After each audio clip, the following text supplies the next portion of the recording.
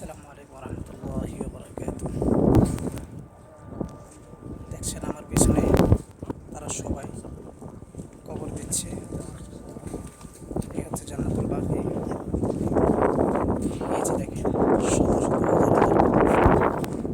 যে মানুষটাকে আমি 2 সপ্তাহ আগে তার সাথে কথা বলে আমি আমার ঘরে গেছিলাম, মানে আমার বাসায় গেছি।